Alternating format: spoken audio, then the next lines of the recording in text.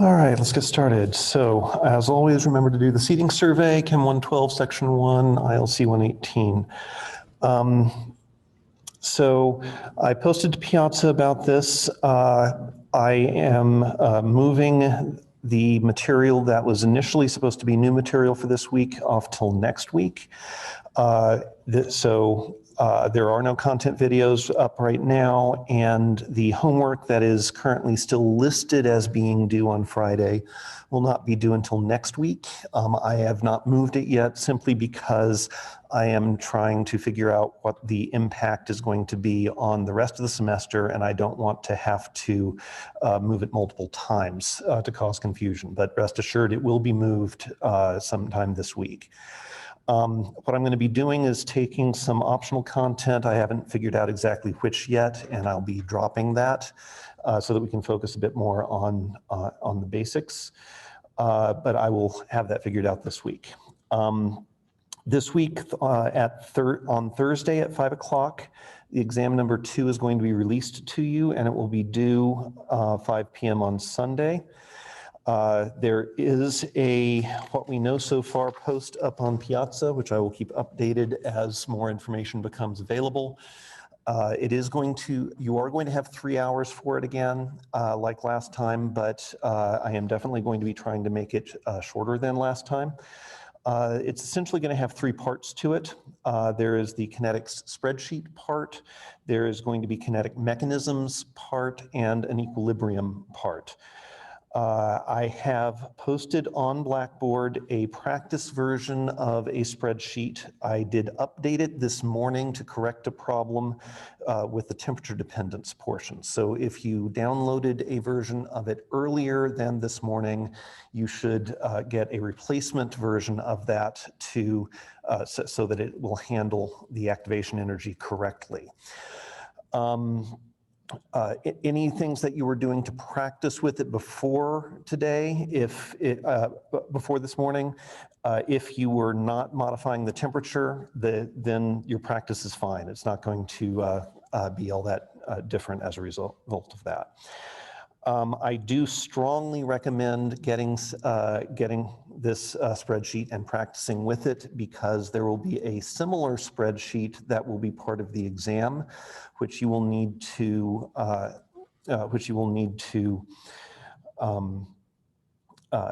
complete portions of the exam. The idea is that you will be deciding what experiments to run by inputting concentrations and temperatures into the spreadsheet. It will generate data for you. You will then analyze the data and be using the data to determine what the rate law is, what the rate coefficient is, and then what its temperature dependence is going to be. So the practice version that I have up is going to be similar enough that practicing on it will let you get those skills down. There are a couple of threads on Piazza that talk about exactly how to do this. There is also a YouTube video I put up onto my channel that is a tutorial on Excel and on this particular spreadsheet that takes you through it. So that's the first part. Kinetic mechanisms. So 2 Thursdays ago, I did a practice problem, actually a couple of practice problems here in class, and I recommend taking a look at that. On the equilibrium portion, definitely know ice tables very well. I mean, certainly there will be conceptual questions as well, but in terms of calculations, know how to do ice tables quite well. There is a post on Piazza about equilibrium that I strongly recommend taking a look at. I'm going to do a quick share here, a screen share to show it. Here we go. Let's go to this. So one of the posts on Piazza titled Summary of Equilibria is essentially an introduction to the the basic pieces of information you need to know and the skills you need to have in order to be able to do equilibrium calculations. So a couple of skills that you should practice, and you should practice them until they are, you can do them extremely quickly. We can do some examples of that here in class if you would like. Some pieces of knowledge that you need to have, and then some illustrations of how this set of information is really all you need to know in order to do anything with equilibrium.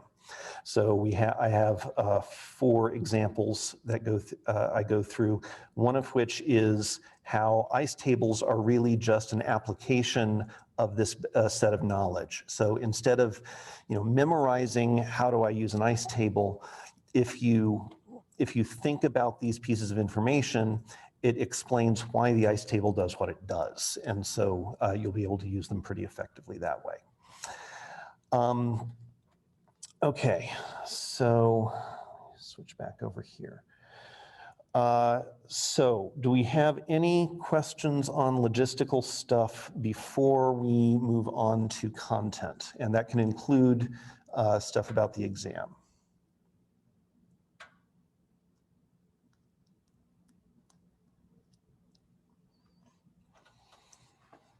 Okay, so looking at some muddiest point kinds of stuff. So there was one question about conditions that cause a reversible reaction to proceed in one direction without much contribution from the reverse reaction. So the idea here is that all reactions are in principle reversible. Every step in a mechanism is in principle reversible. But in some cases, the reverse reaction is just so stupidly slow that for all practical purposes, we just consider the reaction to be forward only. Another way to put that would be that the equilibrium constant is just so absolutely enormous that, that there's really no meaningful concentration of reactants that are left once the reaction has gone to equilibrium. And this question is asking, how do we know when that's the case? And the basic answer to that is you'd have to be told. This is not something that we would expect you to automatically be able to figure out just by looking at the reaction. So, so don't stress too much about that. There were a couple of questions on Le Chatelier's principle, in particular, understanding how gases work with it, and then how do you deal with heat that is added to it so that we can deal with temperature changes. These are seem to be consistent points of confusion, because I think that last week we had questions on this from Piazza almost every day of the week. So let's, if they are in fact consistent points of confusion, let's try to deal with them. The basic idea of Le Chatelier's principle is that if we have reactants in equilibrium with products, then if we apply a disturbance to the equilibrium, then the reaction shifts in a direction to reduce that disturbance. So if we add some extra product, for example, then that says that the equilibrium will shift to reduce the amount of product that you have in response to that extra that you've added.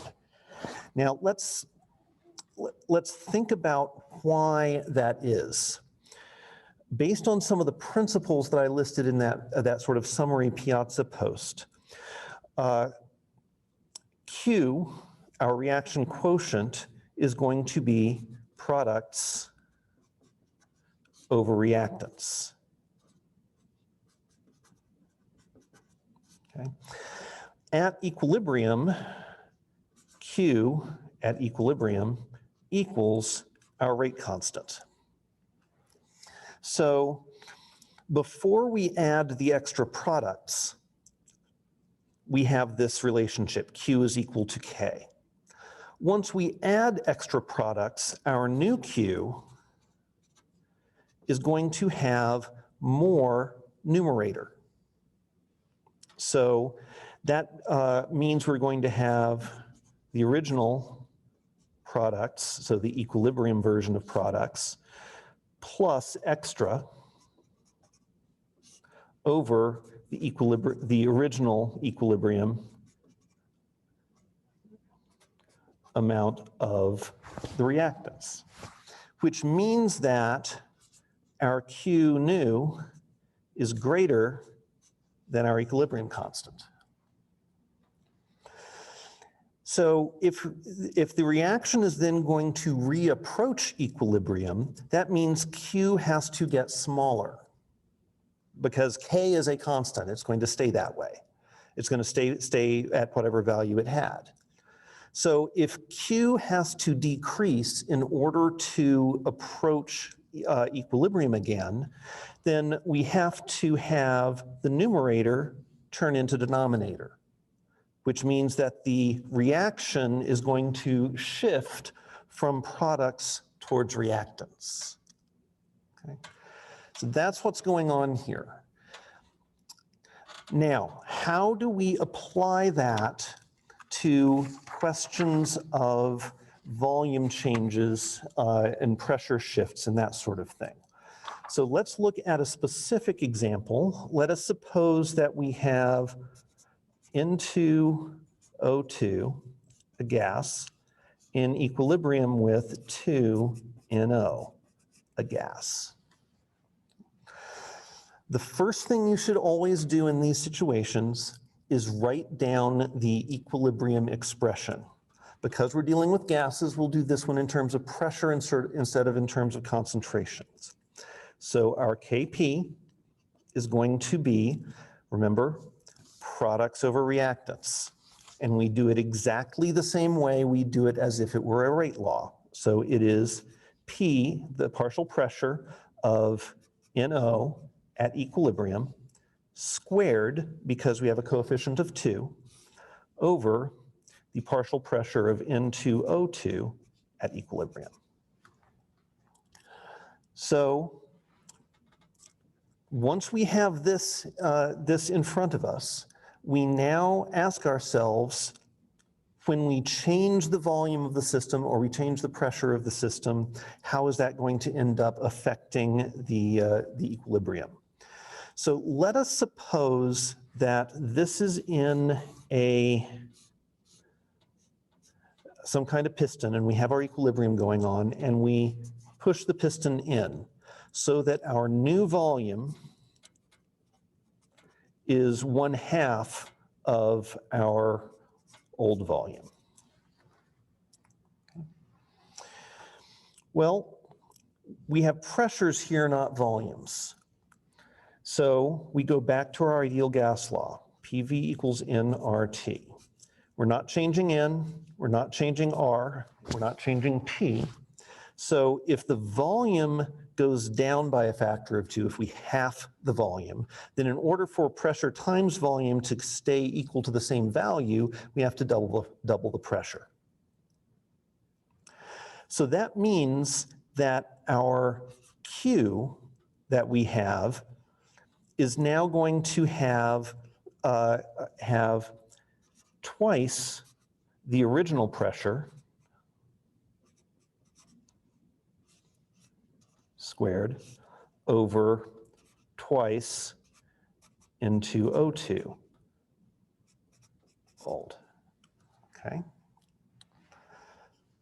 Now notice here that because the pressure in the numerator is squared, we now have 4/2 times NO old squared pressure into O2 old.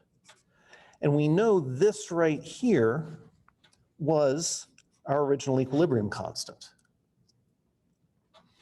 So our Q is now twice our original equilibrium constant. So our Q is big. In order for Q to become again the equilibrium constant, so we are reapproaching equilibrium, we need to make Q smaller.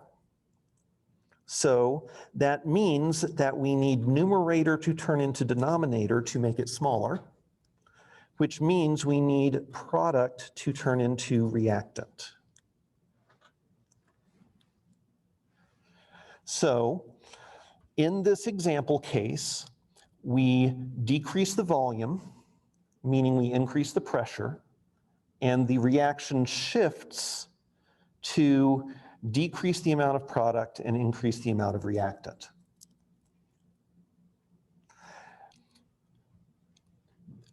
And if you think about that, if you are increasing the pressures, then if you go from the side that has 2 moles of gas to the side that has 1 mole of gas, then that is exactly the Le Chatelier's principle we talked about. That is the system shifting in the direction that will reduce the disturbance that we introduced.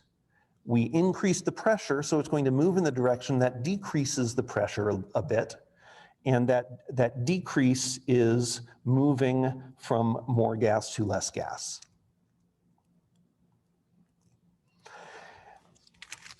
Are there any questions about that, about how to think about the way that an equilibrium shifts in response to a change in volume for a gas?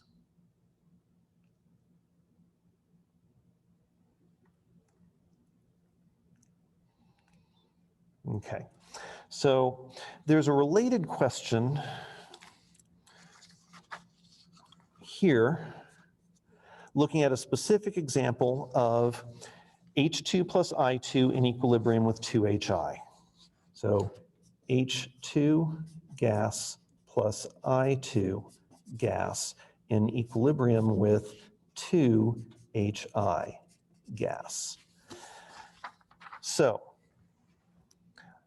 can somebody tell me what our equilibrium constant expression is here in terms of pressures?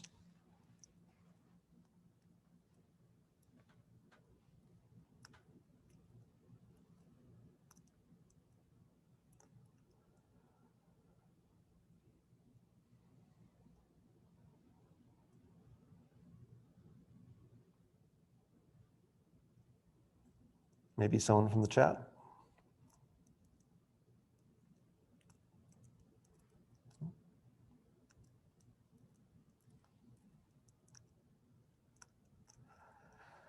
All right, looks like we've got 3 people getting it right.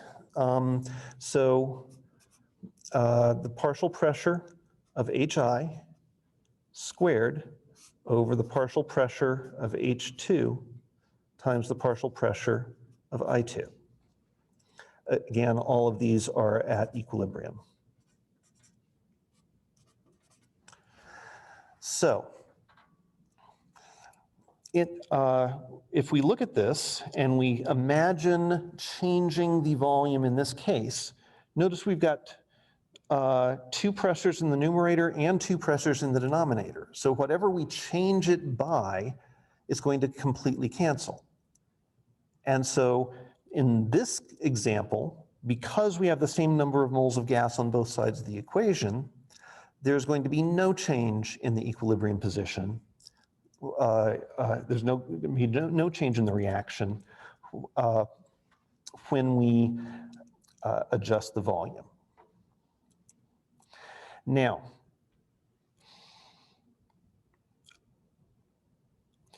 how can we think about why this is happening?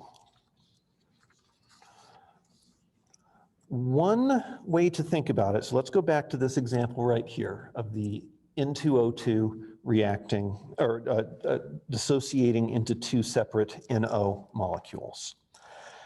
If we decrease the pressure, decrease the volume, then on average, the molecules are closer together, meaning that they have a shorter distance to travel for 2 of the NO molecules to run into each other to react. So the collisions between the NO molecules are now going to be more frequent. The forward reaction rate's not going to really change much because this one isn't depending on collisions for that to happen. But the reverse reaction is going to speed up. And so decreasing the volume from a kinetics standpoint is going to shift the equilibrium from product to reactant because we are increasing the rate of the reverse reaction. Okay. Are there any last questions on the on gases as it relates to Le Chatelier's principle?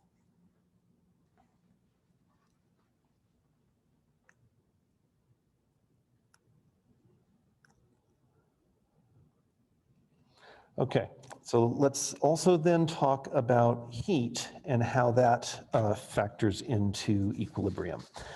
This also is a question that we've been getting pretty much daily, so it's clearly a point of common confusion.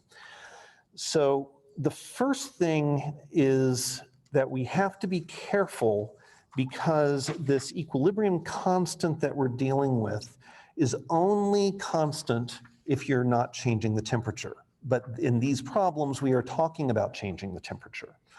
So remember that if we have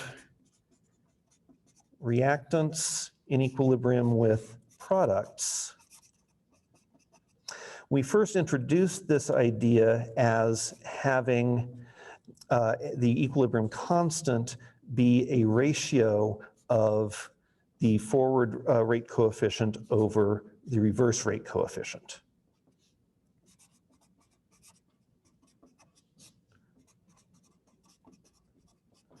But we learned a couple weeks ago that the rate coefficients have a temperature dependence. Remember, we have the Arrhenius equation, K equals A e to the negative activation energy over RT.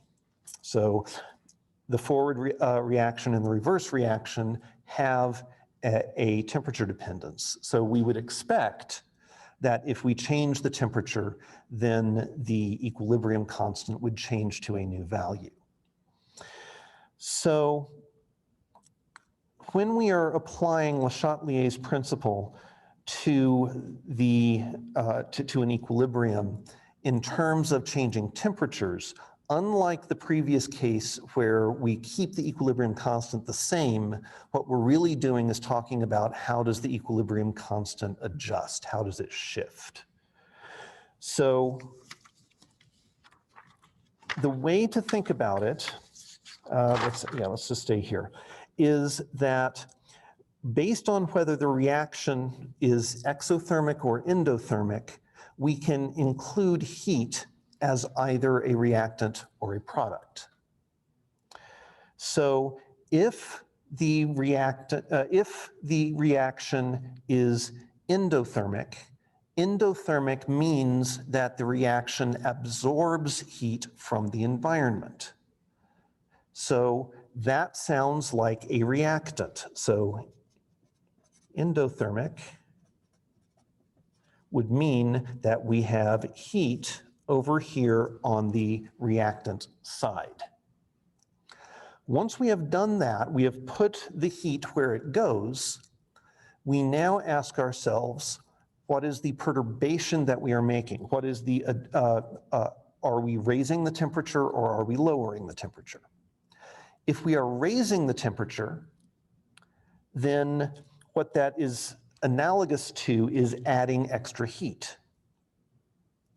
Le Chatelier says if we add reactant, then the reaction shifts towards products to reduce the perturbation that we added. So if we add heat, the equilibrium, by raising the temperature, the equilibrium will shift to the right, which means that products are getting larger, reactants are getting smaller, and so K nu is going to be greater than K old if we increase the temperature for an endothermic reaction. If we are cooling the system instead, then that's the same as removing heat. So we have perturbed the system by reducing the amount of reactants that we've got, and so the reaction will shift to the left, again, to counteract the perturbation that we applied. So if we have an endothermic reaction and we lower the temperature, then K new is going to be less than K old, because we are decreasing the products and increasing the reactants. For an exothermic reaction, exothermic means it releases heat as the reaction proceeds. So exothermic means that we consider heat to be a product. And then we go through exactly the same analysis. If we increase the temperature, we are adding heat, which in this case now is talking about products. And so the equilibrium will shift to the left to reduce, by Le Chatelier's principle, the effect of the heat that we added. If we reduce the temperature for an exothermic reaction, we are removing heat, and the reaction will shift to the right in order to reduce the effects of us having removed heat from the system by lowering the temperature. And so the equilibrium will then, the equilibrium constant will then go up. Any clarifying questions on how to think about exothermic and endothermic reactions with respect to Le Chatelier's principle?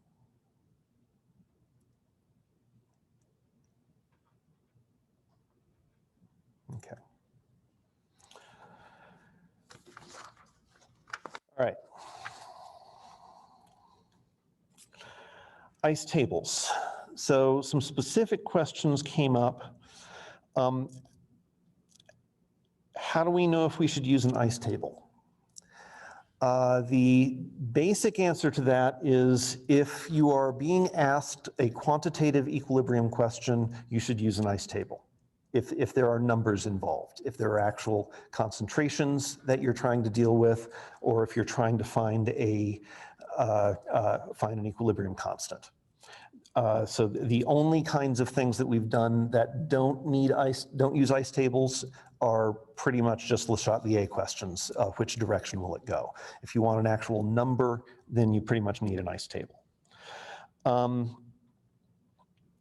A lot of the questions here, I think, will fall out of a general discussion of why ice tables work. And I feel as though if we, instead of trying to sort of memorize a procedure with it, if we think about what the ice table's actually doing, then we will have then each of the steps is going to make more sense and will actually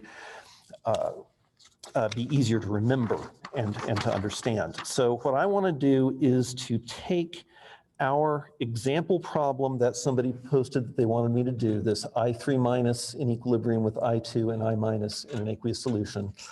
And I want to do an ice table problem with this, but I want us to focus on what each step that we're doing means and why we are doing it, what motivates us to do it that way.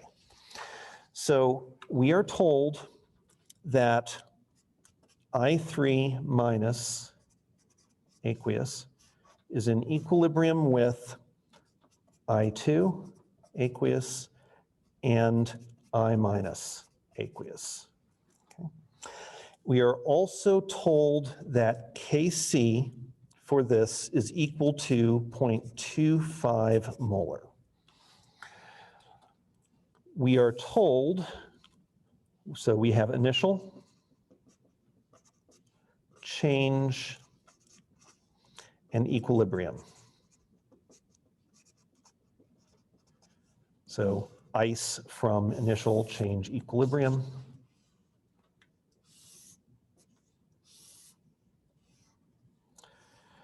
We are told that we have an initial concentration of the I3 minus ion of 0.0375, and these are all going to be in molar, and we're starting with 0 of each of these.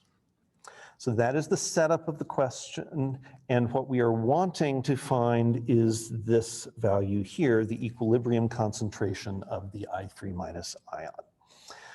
So let's think about the equilibrium constant itself. You need to become extremely proficient in writing down the equilibrium constant expression just by looking at the reaction. So so if you guys could write down for me that expression.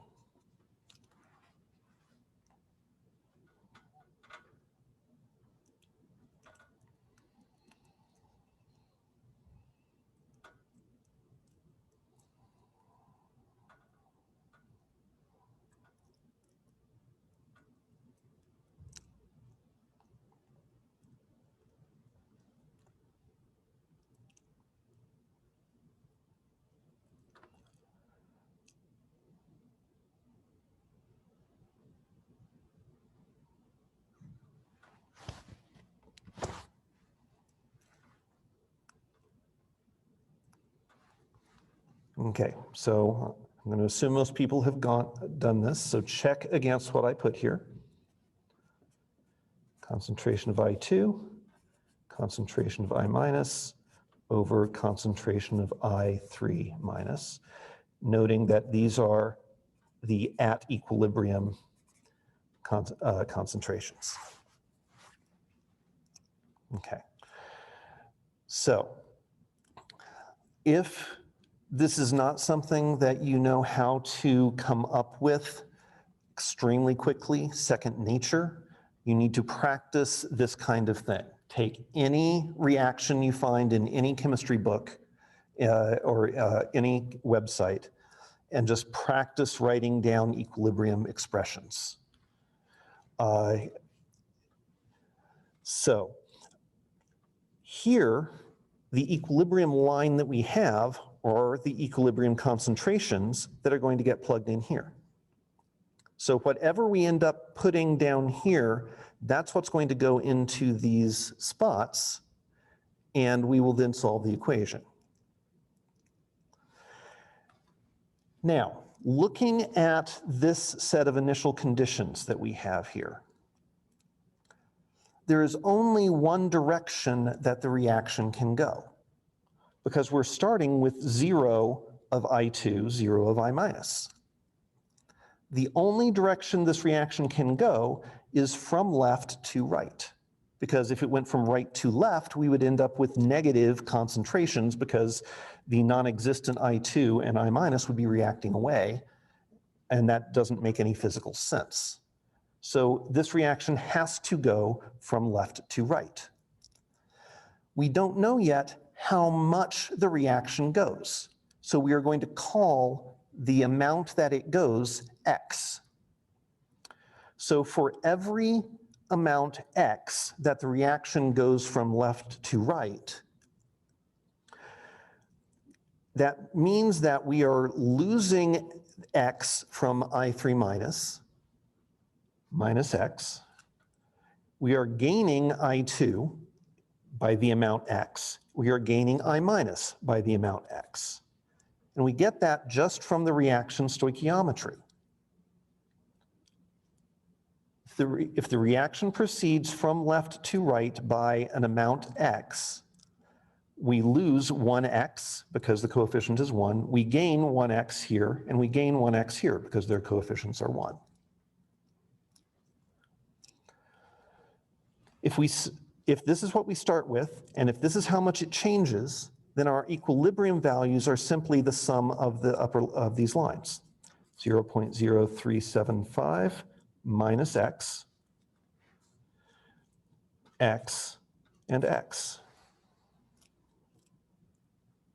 Now we set this up by saying that this equilibrium line, those are the things that go into this expression here. So 0.25 molar equals x squared over 0.0375 minus x. And strictly speaking, 0.0375 molar minus x. So now the problem is simply algebra. So we take the 0.25 molar times what we have here.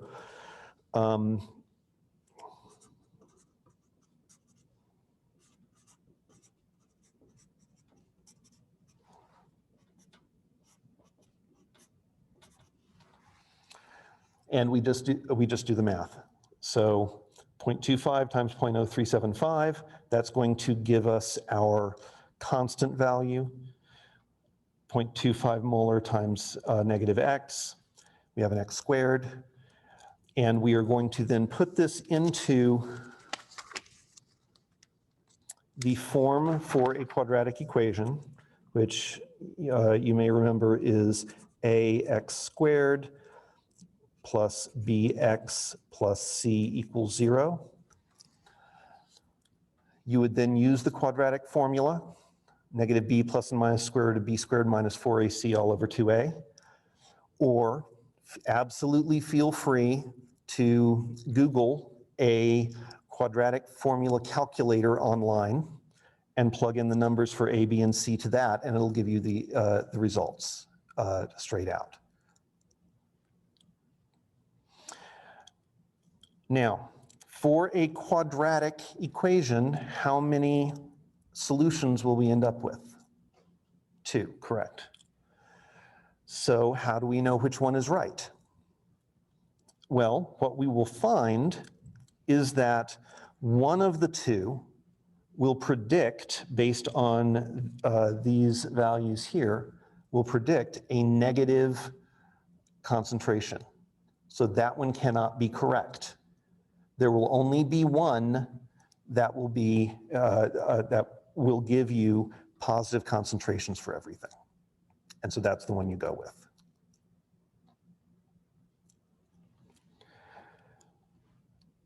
Okay. Any questions on this particular example or even the motivations for the steps? Yes. Yeah, can you just, so I can like kind of visualize, can you just do that one step turn into the quadratic equation? Sure. Okay, so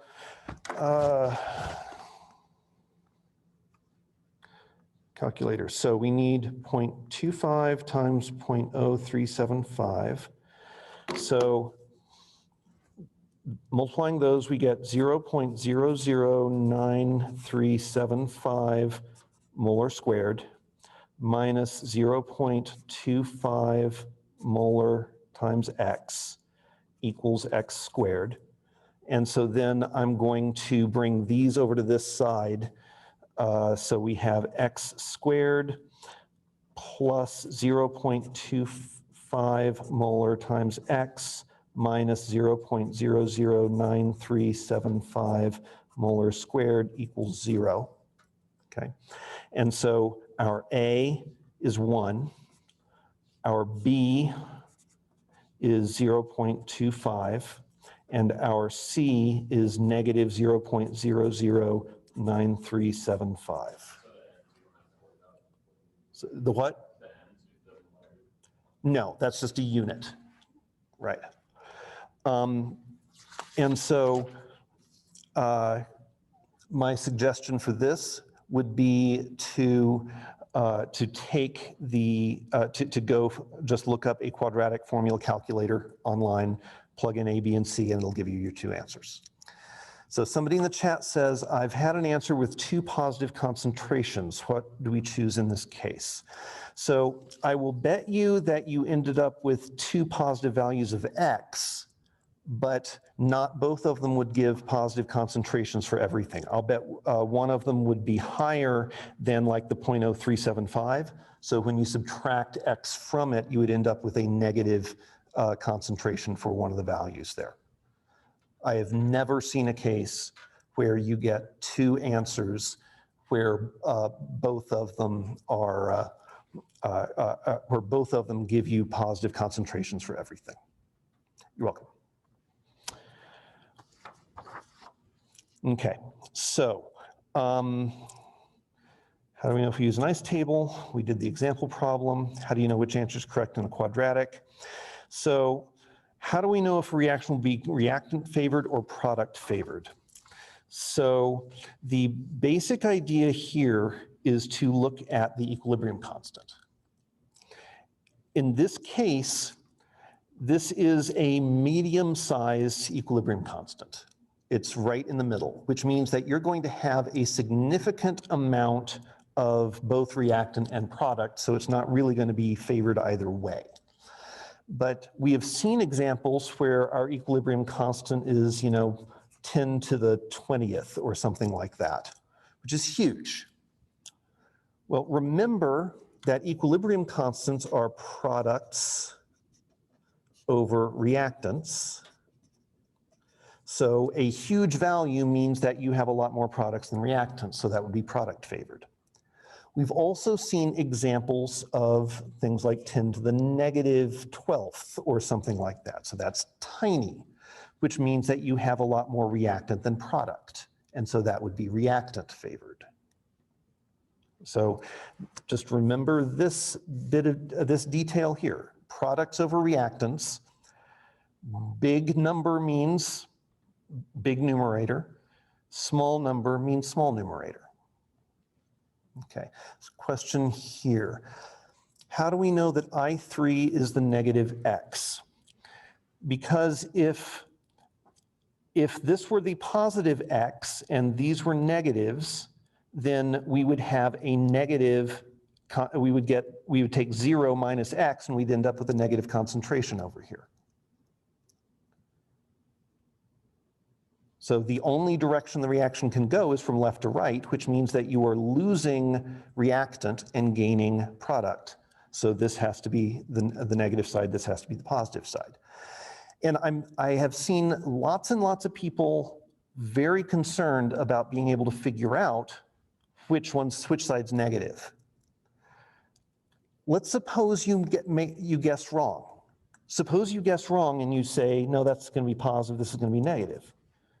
Well, when you go through all the math at until the end, you're still going to get two answers, but the one that works is going to be a negative value for X, because if this is negative X, then you need it to be negative, you need to negative the negative in order to have a positive concentration over here. So if you guess wrong and say, oh, I think the reaction is going to go from left to right, but it's actually going to go from right to left, that's okay, because the math will tell you by having your value of X end up being negative, that the reaction is going to go the other way. So don't stress so much over which direction is the reaction going to go, because it's going to fall out from the math with no problem. Okay. So any questions on knowing if it's reactant favored or product favored? Or knowing why it's the other way, negative and positive?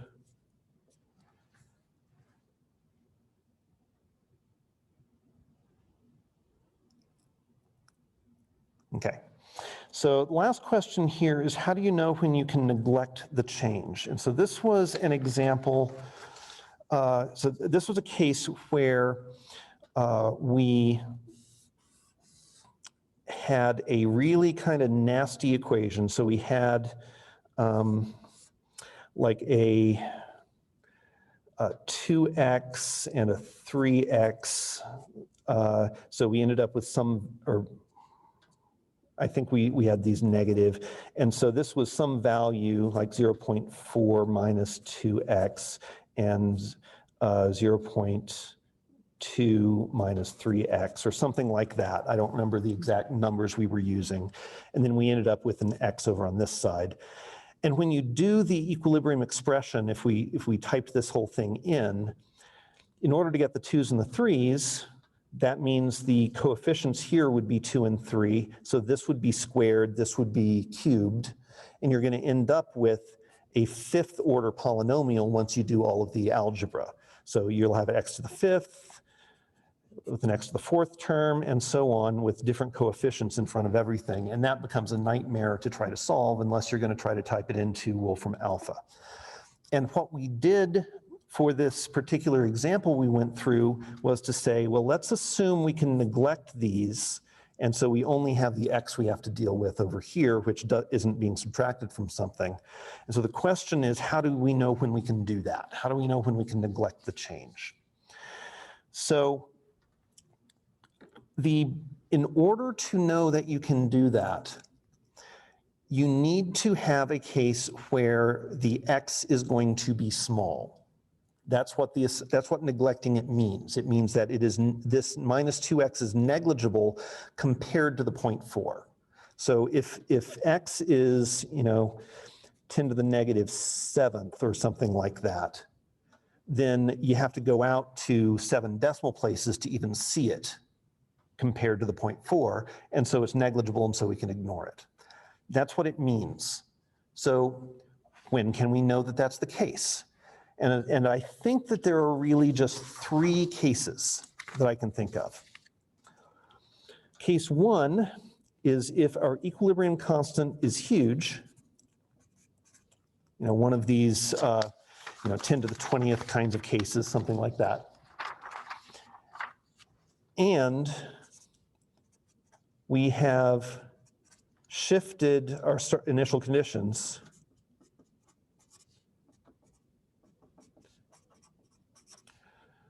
all the way to product.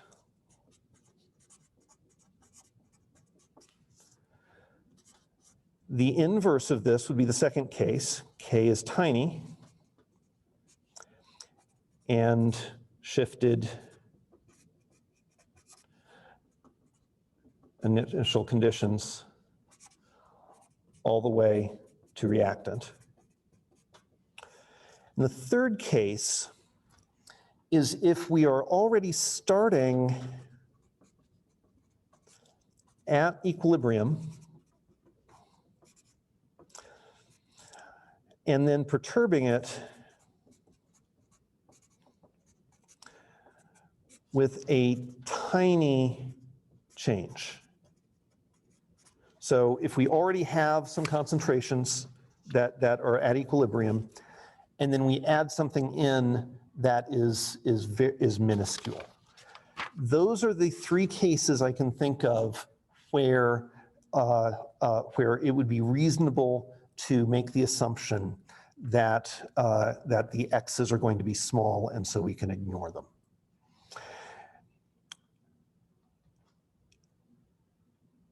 If the math on your particular problem looks nasty because you're getting too large an order for the polynomial you end up with, if you're starting to get fifth order polynomials, then look for ways that you can make one of these things true, so that look back at your equilibrium constant and see if it's particularly big or small, and then you can change your initial conditions to make that work.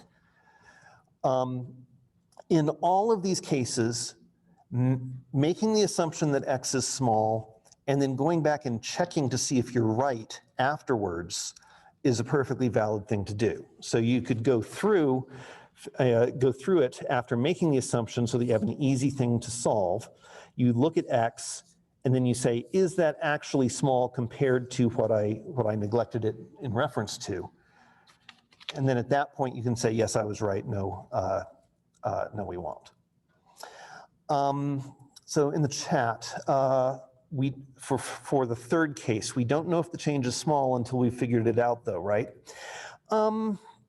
Usually, so let's suppose that you have a case, you have your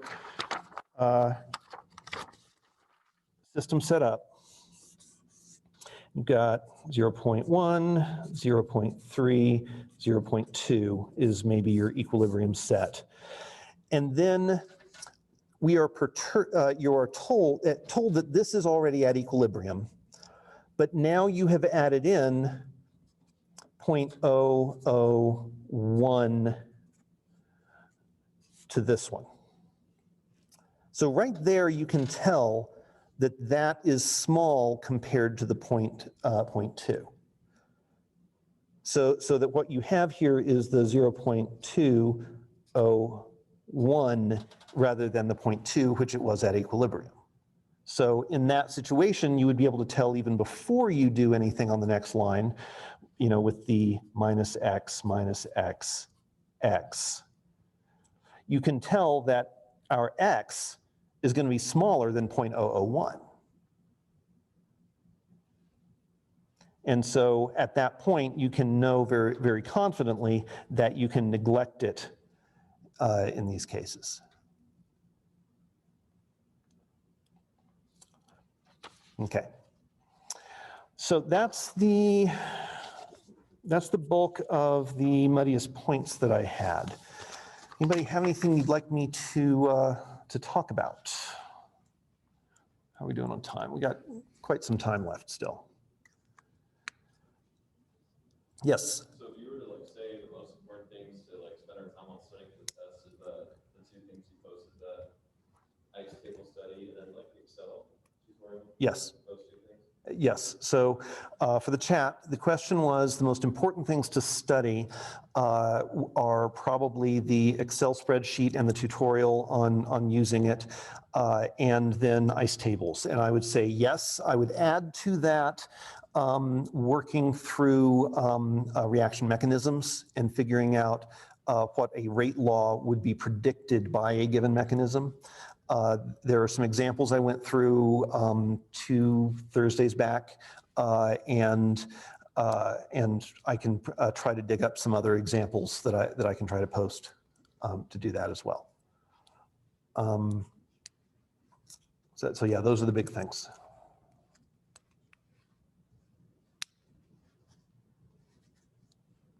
And then you'll be doing office hours too during the test also. I will absolutely be doing office hours during the test as much as I can. I know that I will be able to do a lot of office hours during the day on Thursday and during the day on Friday and during the day on Saturday. My Sunday is probably not going to have nearly as many office hours available because I have an event with my family during that day. I may be able to do some in the morning, but probably not in the afternoon on Sunday.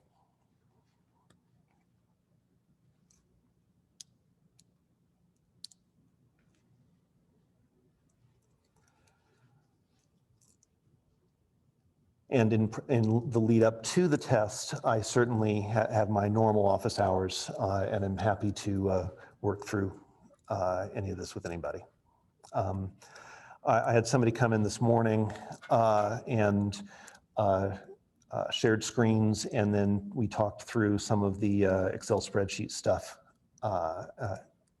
while actually working through it together there, and that's a great use of some of that time. What are we allowed to ask you about in your office hours for the test? You can always ask me anything you want. The worst I will say is that's information you ought to know. So don't ever censor yourself on asking me questions. It is very unlikely that I would ever just say that, though, because I would much rather treat it as a teaching opportunity where I can guide you through understanding something. So during my office hours for the test, you can come in and say, I'm not understanding what this question's asking, or boy, I don't see how to work this particular problem. And I can ask you some leading questions in return that can help get your thought processes onto a path that will lead you towards answering the questions.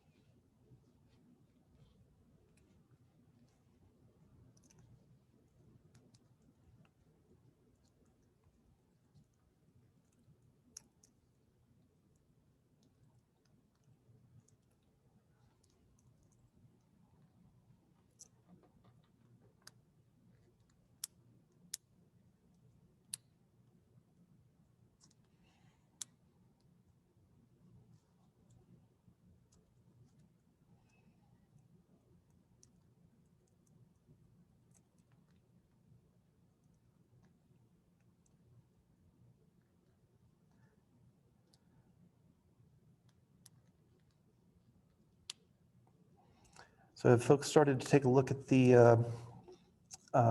Excel spreadsheet yet? I recommend not putting it off because it's going to be you're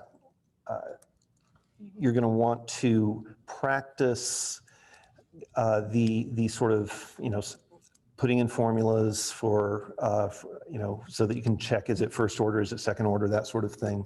You're going to want to practice how do I change concentrations to be able to do method of initial rates or method of flooding, something like that. And how do I do that analysis in Excel? And so it's, there's a thread on Piazza that was talking about this, and I gave some ideas about, let me actually switch over to that, about how to do the practicing. So let's see.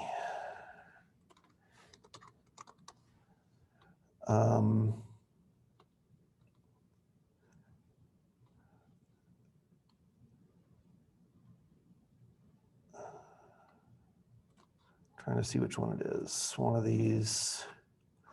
Yeah, so this one here.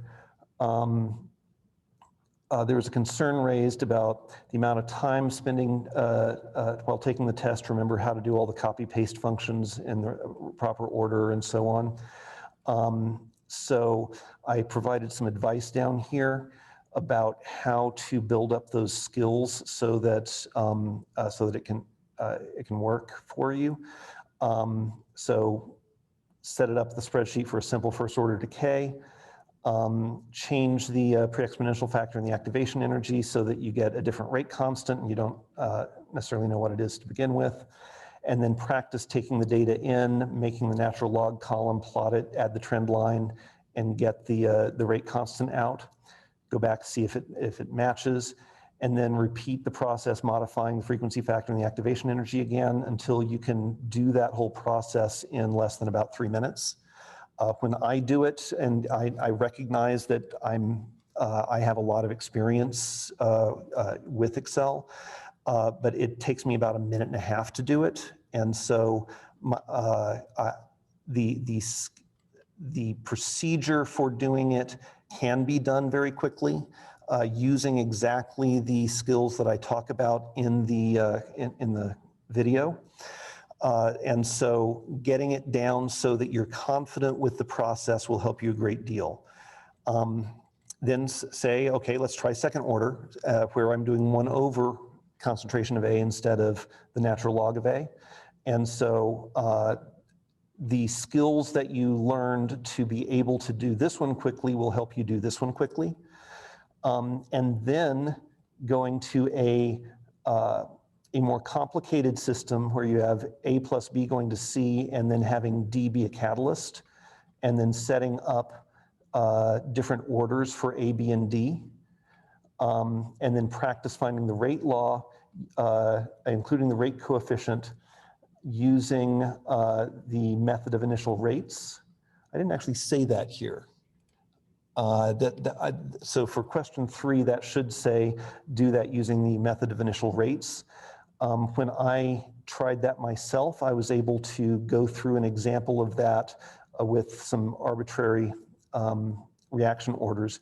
I was able to do that process in about 7.5 minutes. And so if you can get yourself down to doing it in about 15, then you're really on track to be able to do this well and quickly. And a lot of the skills involved in doing this are the things you've practiced up in question number, or in step number 1. And then do the same thing with the method of flooding, and then do the same thing with the Arrhenius plot to find the temperature dependence. And so once you have these skills efficient, then you're going to go gangbusters on the test. You'll be able to do what's being asked there very effectively and efficiently. One thing you can do, particularly when you get down to, say, step 3, where you're doing method of initial rates, you're biased a little bit towards already knowing the answer because you set it up. So you might have a friend come in and set it up with a certain set of reaction orders for you that you don't know. And so then you go in and it's an actual puzzle for you to solve. And so that would be a very fair way to evaluate how well you can perform what you need to do. So that's how I would recommend approaching the getting these skills down.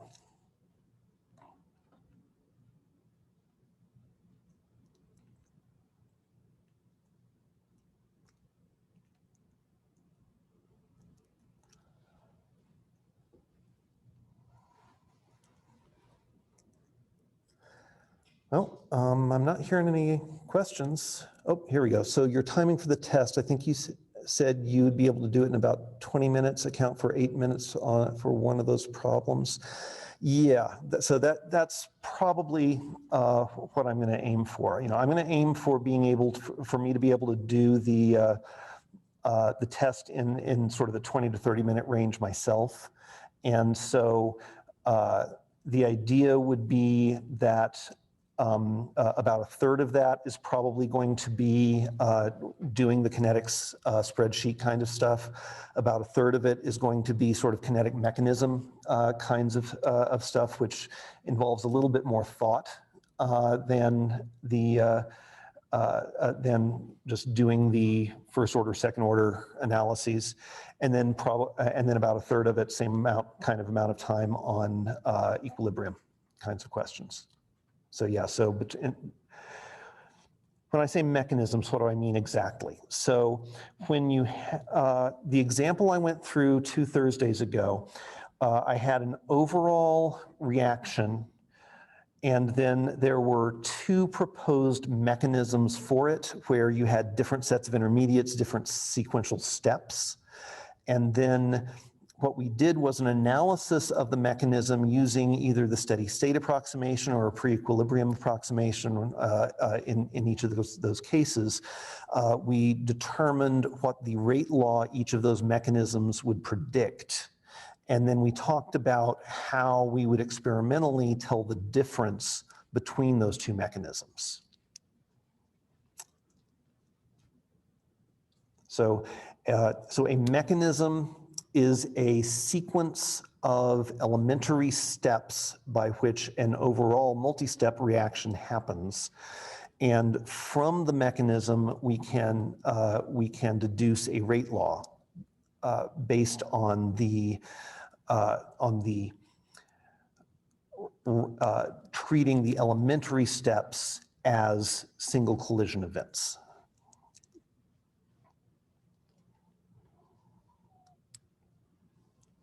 Welcome.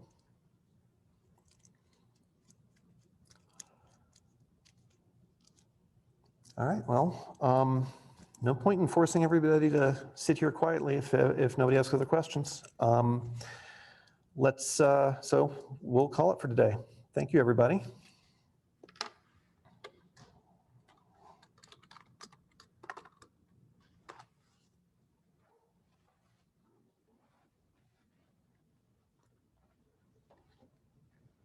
So does someone still have the 3-hour limit? Yes. So for the chat, the question was, so this test is going to have a 3-hour time limit. Yes.